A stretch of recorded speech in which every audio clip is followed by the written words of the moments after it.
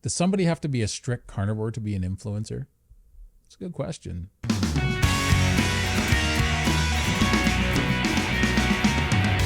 Hey, what's shaking bacon? My name is Bruno Panucci. I hope you're doing well. So on this carnivore journey I've been on, it started back in 2013 and 14, and I first went zero carb. Now, I wasn't on the internet really back then, and I did it with my ex-wife at the time with a doctor out of Toronto, and there was no fat and no carbohydrates in this diet. So this guy was the only person I had to give me any sort of direction in the way I was going with this zero carb way of eating, treating sugar and carbohydrate addiction.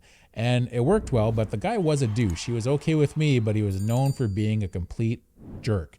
After a while, we stopped seeing him and we kept up that way of eating for a while. And then I eventually went off the wagon after about a year, and I had lost 165 pounds in total by that point. But I basically went back to my sugar and carbohydrate addiction. I thought I could manage it, and I couldn't. Aside from that, he was my only influence. I didn't know about any online communities you could check out. And now there's a lot more carnivore influencers out there, because I first came across carnivore when Dr. Sean Baker was talking about it on the Joe Rogan podcast. And it was episode 1050, I believe. About a year or two later is when Dr. Jordan Peterson was talking about the carnivore diet and the benefits it had. And I noticed, I found it really interesting because some of the benefits he mentioned as far as mental health went, I'd seen work in other people dramatically. And I thought, wow, that's amazing. And that's really what piqued my curiosity, because I was already familiar with how zero carb could help.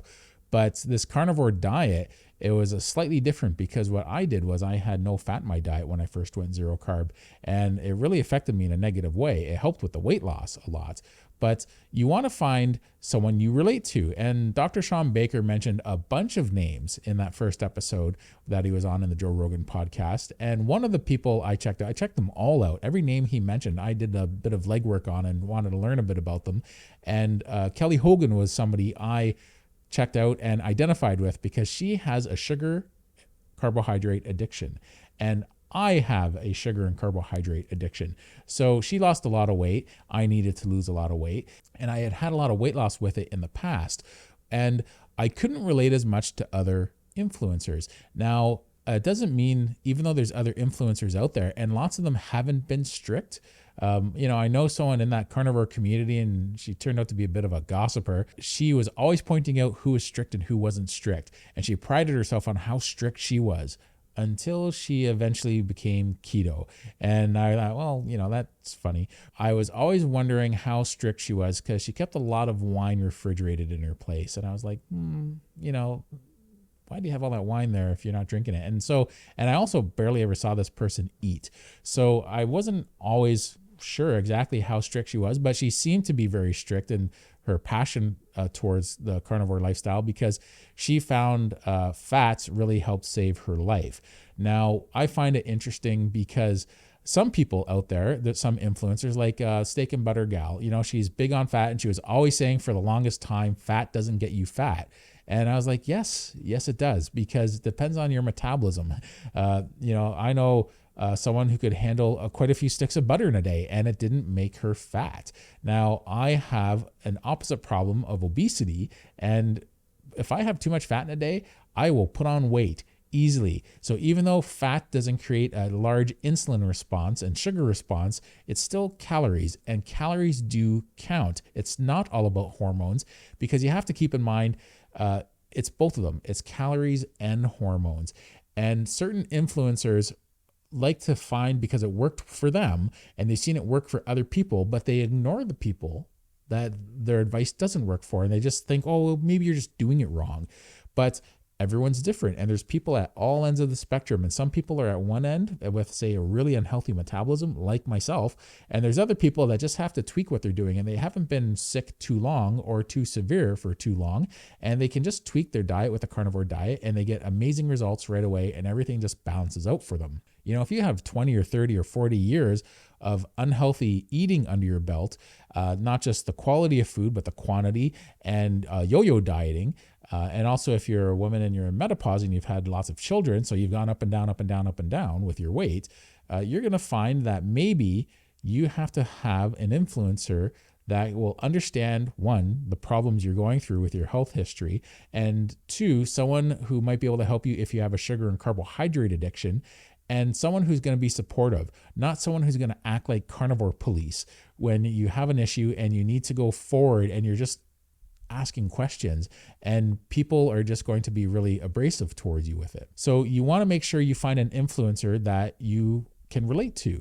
So I related to Kelly Hogan, and she's a great person. She's got a lot of experience with carnivore. She's been doing it for almost 15 years now, and she was also zero carb like I was 5 years before that. Now, I wasn't consistent with it like she was. I could relate to her story. There's other people out there. There's Dr. Sean Baker and there's Dr. Ken Berry. They're both very strict. Now, have they ever had anything off a carnivore diet? I know recently Dr. Sean Baker did a little experiment where I think he added fruit into his diet and it didn't benefit him at all. And some people really lost a lot of respect for him because they're like, you're not strict. Why would you do that? You're not a strict carnivore anymore. You cheated. And he's like, well, he doesn't deal with sugar and carbohydrate addiction. So he could introduce that into his lifestyle for a little window of time and experiment with it. And then when it was done, just give it up. It didn't mean anything to him. He felt better when he was off of it. Now, even though I might try that same experiment, I won't be able to go back to a carnivore diet easily. And I could never do that. I could never risk doing that because it would just cause an addiction to flare up. And I don't want to risk that. So there's certain people who have that addictive attitude, and finding people like Kelly Hogan or myself where we're really strict and you can't risk a lick, taste, or bite off of a carnivore diet because of what it might do to you. Now, I'll have a garlic flavor on my steak every now and then. It's really rare if I'm at my parents and my dad cooks a steak and puts garlic on it. But I don't eat the garlic, but the flavor is in the steak. It's the same as people who have coffee or tea. It's just water poured over beans, dried out plant material. Steak and Butter Gal has a lot of fat. And now I couldn't relate to Steak and Butter Gal. I think she's a fine person and everything, but she didn't go through substantial weight loss. She came from a vegan background. So there's lots of people who come from a vegan background who could really relate to her. She probably got ostracized from that community when she went carnivore. And she probably understands that mentality of people who are coming from that background. I think she's a really good influencer for them. Does she always give great advice? Well, when it comes to fat not making you fat, no, I don't agree with that at all. It's not my experience anyway. And I know other carnivores that struggled with the same thing. Fat easily gets me fat. And they're like, oh yeah, I eat a ton of fat through the day. And even with their little bodies, they can have that because they have metabolic freedom because their metabolism is in really good shape. When you have a really fast running metabolism and everything's moving extremely well through your body, what happens is you get a lot of metabolic freedom and you could do certain things. You could do more fat, you can do more protein, you could exercise more. And basically you're like a speeding freight train and everything works well with your metabolism. But when you have a sluggish old metabolism that's not doing too well and you trying something different, you might kind of rebound for a little while before you get back on track with your health issues, or it might just click and have you going in a good direction right off the bat. It's a marriage between calories and hormones. And whenever someone is trying to sell you it's only one or only the other, you have to stop and show some caution, because even if you identify with them, maybe they're not giving the best advice. And you want someone who's going to understand the bigger picture. To a certain extent, it's both. Some people might be closer to this end. Some people might be closer to that end. And my point is, you just want to find someone you can relate to, because this is your future and your health you're talking about. So anyway, I want you to keep in mind, try not to be judgmental with any influencers who aren't being strict. Just because I'm extremely strict doesn't mean another influencer is going to be extremely strict. Maybe they might have a little bit here or there in their diet. That's up to them. And as long as they're honest about it, I think that's the big thing with me.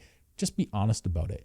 If you're having something off of your carnivore diet and you're posting Instagram or posting YouTube videos or anything like that, or just on TikTok, whatever it is, just be honest. You're like, yeah, I'm not 100% strict. I really respect those doctors and those influencers that say that they're not 100% strict. They might have had, like, in the last 2 years, they might have had 2 apples or, a salad here or there or something like that. But for like 99.99% of their carnivore life, they're as strict as possible. And sometimes things happen, like you go to someone's house and you find out, like Kelly Hogan mentioned one time, she had some prepared food at her mom's house and they used some sort of soy sauce or something on it, and she had an adverse effect afterwards. So that sort of thing can kind of happen. You think the food's okay and it turns out it wasn't. I've gone to carnivore meetups and there's food sometimes at these carnivore meetups, and you can taste that they marinated with something sweet, and you take a bite and you're like, oh man, like now I just paid a bunch of money at this carnivore meetup and I can't have half of this food. So you end up having a bunch of cheese or different things that you can have. I just don't want anyone out there to be judgmental about anyone who is an influencer out there. Just find someone that works well for you. Ultimately, you want someone that's going to be honest and direct with you. Anyway, thanks a lot. Hope you take care.